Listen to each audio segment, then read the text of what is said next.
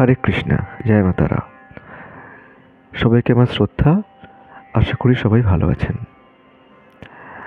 আমি একটু আগে একটি বই পড়ছিলাম, আর সেটি পড়তে পড়তে মনে হলো কয়েকটি কথা একটু শেয়ার করি আপনাদের সঙ্গে। তো আমি অ্যাকচুয়ালি আমার ভিডিওগুলো খুব একটা বড় করতে চাইছি না। আমি ছুঁয়ে ছুঁয়ে যাব, আশা করি আপনাদের ভালো লাগবে, মন্দ লাগবে না। আমি মহাপ্রভুকে নিয়ে একটু পড়ছিলাম, এবং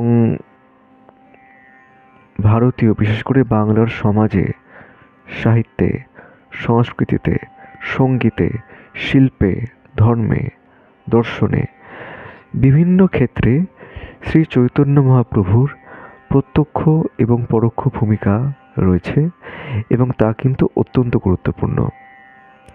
যদি মধ্যযুগের বাংলা সাহিত্যের কথাই বলি, সেই বাংলা সাহিত্য কিন্তু নতুন মোড় নিয়েছিল, এবং রূপে রসে গন্ধে বর্ণে অনেক সুদূর প্রসারী হয়েছিল, বিস্তার লাভ করেছিল। তার অন্যতম কারণ ছিল কিন্তু মহাপ্রভু।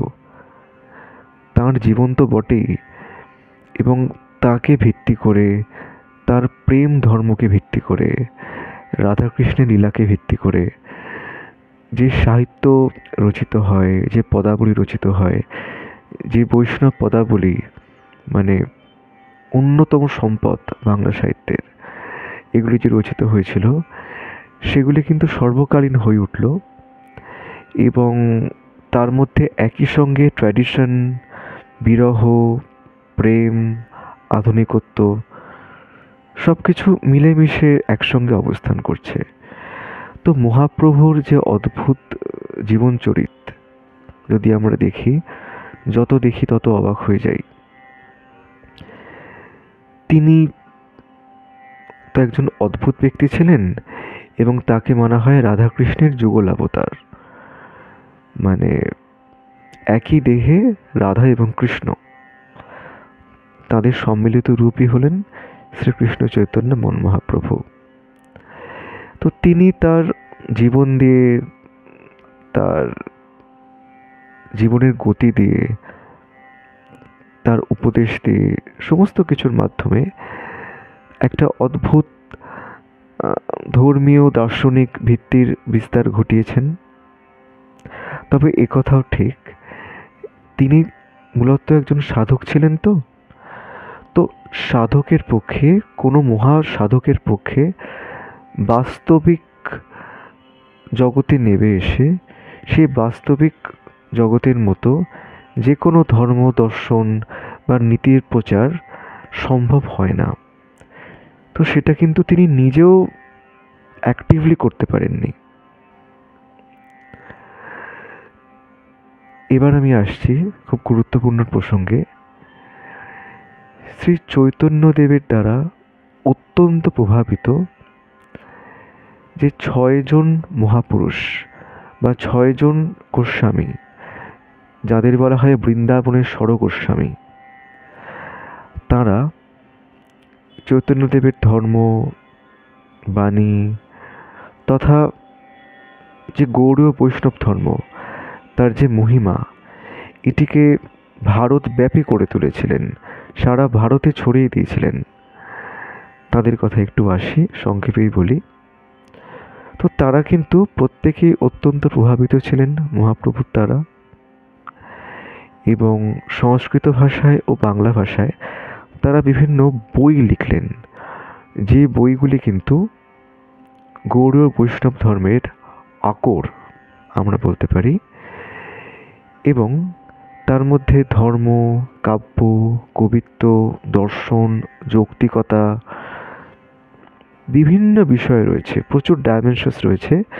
এবং বৈষ্ণব শাস্ত্রকে বুঝতে গেলে, বৈষ্ণব ধর্ম সম্পর্কে সঠিকভাবে জ্ঞান লাভ করতে গেলে, মহাপ্রভুকে বুঝতে গেলে, পদাবলীকে ঠিকঠাক বুঝে তার রসসাধন করতে গেলে এই বইগুলি পড়া কিন্তু খুব দরকার।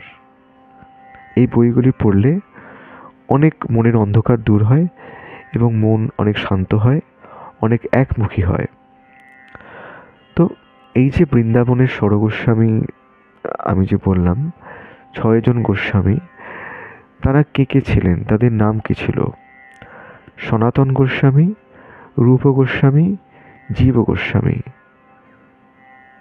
গোপাল ভট্ট গোস্বামী, রঘুনাথ ভট্ট গোস্বামী এবং রঘুনাথ দাস গোস্বামী। এই 6 জন গোস্বামী হলেন বৃন্দাবনের ষড়গোস্বামী, যারা তাদের পাণ্ডিত্য দিয়ে, তাদের অদ্ভুত জীবন মাধুরী দিয়ে, তাদের ভক্তি দিয়ে গ্রন্থ রচনা করেছিলেন, যে গ্রন্থগুলি গৌড়ীয় বৈষ্ণব ধর্মকে ছড়িয়ে দিয়েছিল এবং সাথে সাথে শ্রীকৃষ্ণ চৈতন্য মহাপ্রভু তাঁকেও বিশ্বের কাছে অনেকটা পরিচিতি দিয়েছিল। আজকে এটুকুই থাক। সবাই খুব ভালো থাকবেন, সুস্থ থাকবেন। অবশ্যই কমেন্ট করে জানাবেন আরও নতুন কী ধরনের ভিডিও বা তথ্য আপনারা চাইছেন। আর সনাতন ধর্ম এবং জ্যোতিষ সম্পর্কে জানবার জন্যে অবশ্যই আমার পাশে থাকুন।